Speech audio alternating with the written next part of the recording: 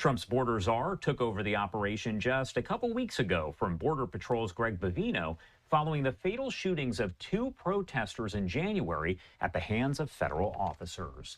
Now, there is a lot to discuss about what the future of the situation will look like there in Minneapolis, as we've heard from different city and county officials.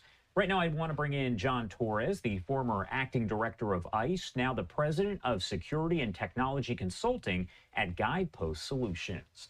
Thank you so much for taking the time to be here with us on this Saturday. Happy to be here, Josh. And so Trump's border czar, Tom Homan, did announce, as I mentioned during that news conference just a few days ago, the end to this surge operation, saying that the operation itself was a success. So what does that say to you? What kind of criteria maybe have to be met to make that determination? Yeah, there's several criteria here.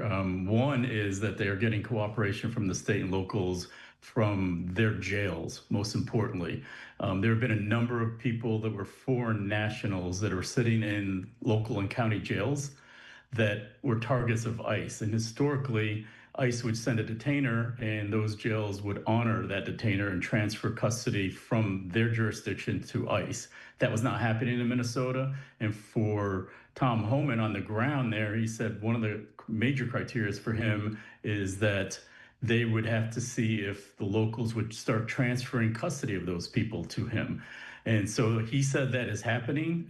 They're cautiously optimistic that it'll continue, and that means that those people are not being released into the community. So he will need less people in the community to make those arrests.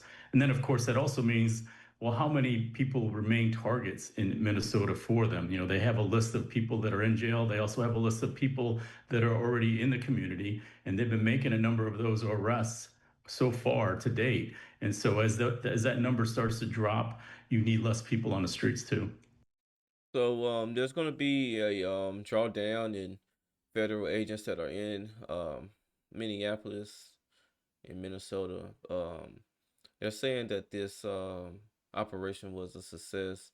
Of course, we don't get to see every time that they detain someone, so we just have to take their word for that part of it. But we've seen the protests, we've seen things that have happened. We've seen two people lose their lives in January, out there protesting and stuff like that. So very chaotic, and they just really chose not to keep going and continuing to do this whole operation. Not saying that they're going to remove all federal agents, but it won't be as many that's out there. So you know this just one of those things, man, to where it's just like, this isn't the first president to use ICE at all. I mean, if a lot of us want to forget, because a lot of people just want to just they want to like pedestalize certain people, but it was a couple administrations ago where you had children locked in cages and all type of stuff, and who you think was putting those children in those cages, or detaining those folks? It was either Border Patrol or it was ICE. So you know and that was at a very, very large scale, because I remember when that was happening, I wasn't even thinking about doing YouTube at the time, but I was just thinking like, man, this would be some good information to put out there for the people. It's for the people to, like, comment on or get a reaction from people, how they feel about this, because you know a lot of people who voted for Trump and the whole hope thing were the same type of people who were getting put into those cages. So, um, I'm sorry, a lot of people who voted for Obama, when he was talking hope, was the same type of people that were being put into those cages. So, and he didn't get nearly as much backlash as Trump is getting for this whole thing. And I just feel like it's just popular for people to just not like Trump for wherever their reasons are. A lot of times, man, when you listen to people and they try to explain their reasons for not liking Trump, they don't have a reason. They just don't like him. And once I hear that out your mouth, all your credibility as far as your likes and your dislikes just goes out the window with me. And it's just like, okay, that's just your opinion. Let's just keep it moving. It's no debating someone or talking to someone about their likes and dislikes if they can't even, convey the reason why they don't like a person, or what did this person do to you or people around you. Um, you know, you just have really no reason not to like this person. You just doing it just because it's the thing to do, because you kind of running under this particular party, and you feel like, hey, we gotta, you know this is the opposition, this is who we have to be against, because we are Democrat or whatever, or we're liberal or whatever. It's just very, very stupid in my opinion. um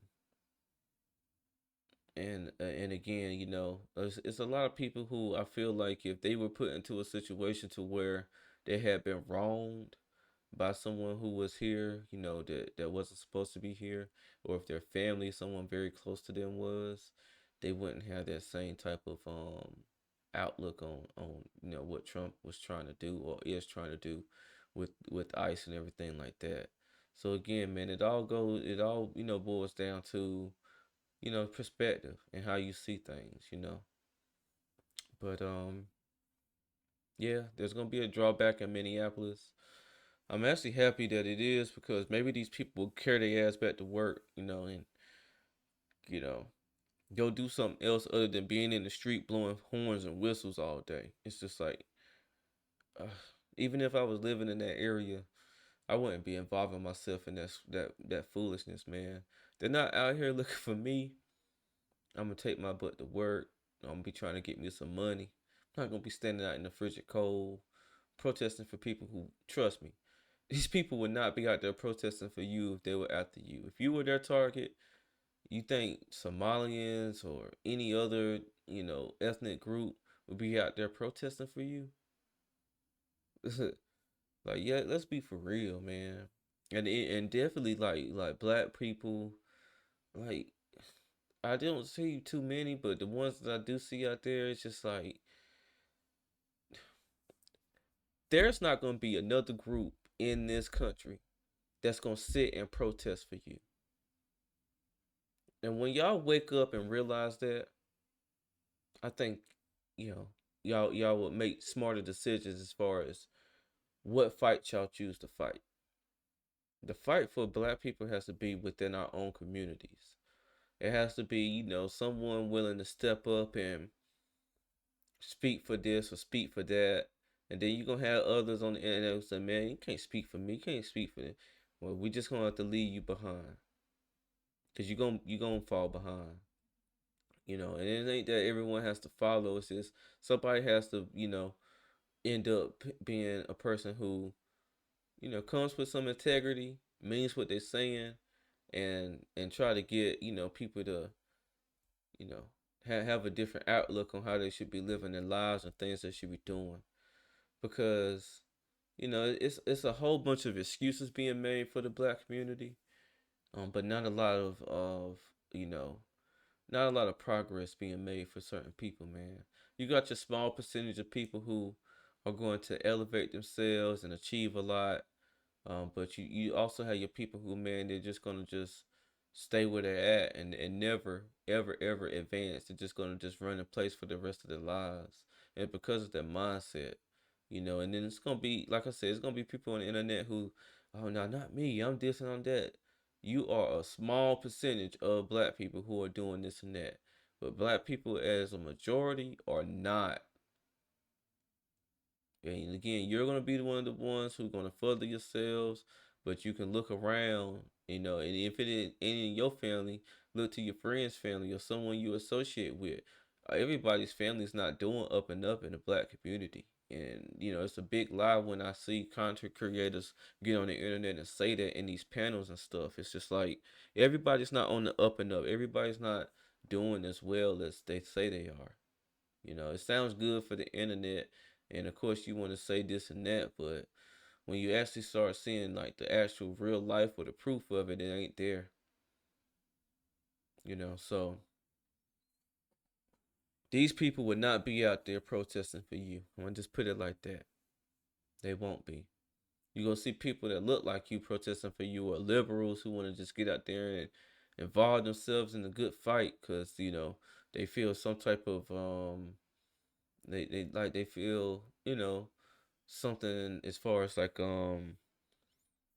they just feel like compelled to, because maybe they're embarrassed about what happened with, within the history of this country, but that's not their fault. They have absolutely nothing to do with that.